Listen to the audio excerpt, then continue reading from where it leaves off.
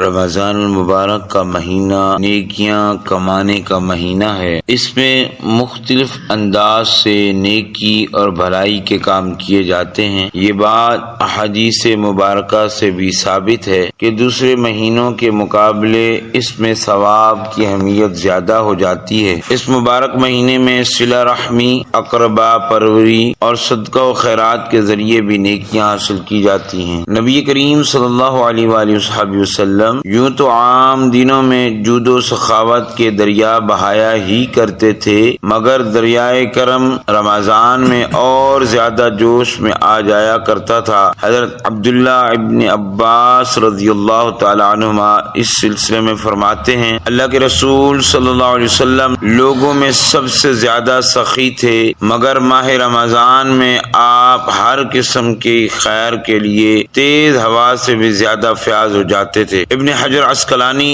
رحمۃ اللہ تعالی علیہ اس حدیث کی شرح میں بیان فرماتے ہیں، جس طرح تیز ہوا کا فیض عام ہوتا ہے اور اس کا فائدہ ہر چیز کو جلد مل جاتا ہے، اسی طرح نبی کریم صلی اللہ علیہ وسلم بھی تیزی کے ساتھ لوگوں کو فیض یاب فرماتے تھے۔ لطائف المعارف میں لکھا کہ نبی کریم صلی اللہ علیہ وسلم کی سخاوت و فیاضی کا دائرہ وسیع تھا۔ آپ لوگوں کو مال سے بھی نوازتے تھے اور علم و معرفت سے بھی فیض یاب کرتے تھے، اور لوگوں کو فائدہ پہنچانے اور اللہ کے دین کی نشر و اشاعت کے لیے اپنی ساری توانائیاں صرف کرتے تھے۔ بھوکوں کو کھانا کھلاتے، لوگوں کو واعظ و نصیحت فرماتے اور ان کی مختلف ضروریات پوری کرتے تھے۔ یعنی صدقہ و خیرات اور اس کے علاوہ لوگوں کی مدد کرنا ایک بہت فضیلت والا کام ہے۔ صدقہ و خیرات کی فضیلت بیان کرتے ہوئے آقا صلی اللہ علیہ وسلم فرماتے ہیں، بے شک صدقہ اللہ عز و جل کی غضب کو بجھاتا ہے اور بری موت کو دفع کرتا ہے۔ یعنی صدقہ رب کے غضب کو روکتا ہے، آگے ڈھال بن جاتا ہے، اور بری موت جو آنے والی ہوتی ہے اس کو بھی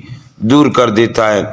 اب صلی اللہ علیہ وسلم کا فرمانے علی شان ہے، بے شک صدقہ اور صلہ رحم ان دونوں سے اللہ تعالی عمر بڑھاتا ہے اور بری موت کو دفع کرتا ہے اور مکروہ اور اندیشے کو دور کرتا ہے۔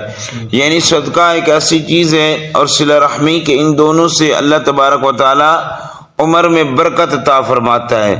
اس سے یہ ہرگز مطلب نہیں ہوتا کہ عمر جو ہے یعنی کہ پہلے 50 سال تھی اب 100 سال ہو گئے، نہیں، بلکہ اس میں برکت آ جاتی ہے، وہ 50 سال والی عمر بھی 100 سال کے برابر لگنے لگتی ہے، یعنی بندہ اس میں اچھے کام نیکیاں اور زیادہ کرنا شروع کر دیتا ہے، اور وہ اس کے اندر یہی کوشش کرتا ہے کہ جس طریقے سے 100 سال والے کو زندگی ملی میں بھی اسی طریقے سے اتنی عبادات کر لوں۔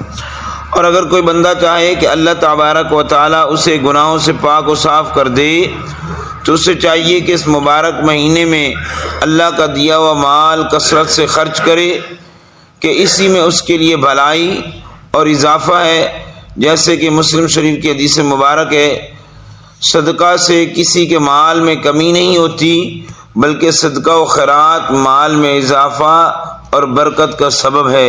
اور اللہ رب العزت نے ارشاد فرمایا، یمحق اللہ الربا ویربی الصدقات، اللہ رب العزت سود کو مٹاتا ہے اور صدقہ کو بڑھاتا ہے۔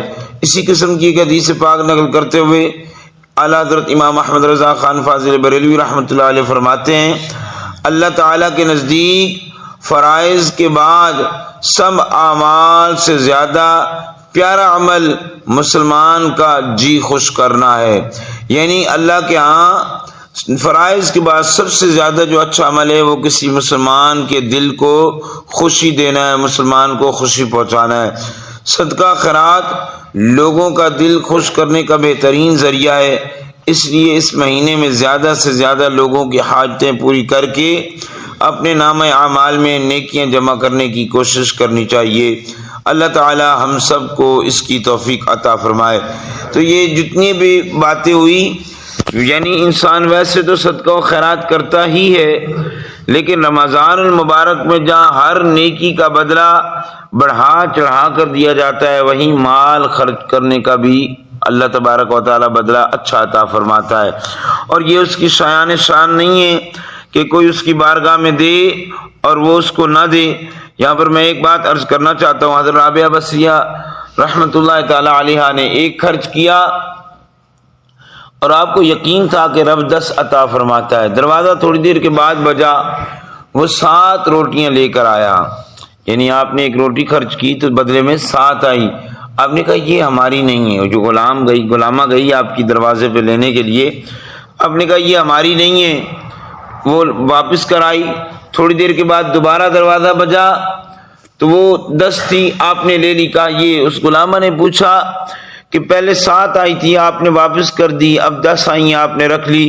کہا میں نے جس کو دی تھی نا اس کا وعدہ ہے 1 کے بدلے میں 10 دیتا ہوں، اور یہ ہو ہی نہیں سکتا کہ میں 1 دوں اور وہ مجھے اس میں سے گھٹا کر دے. کہا نہیں، وہ اس کی شان کے لائق نہیں ہے.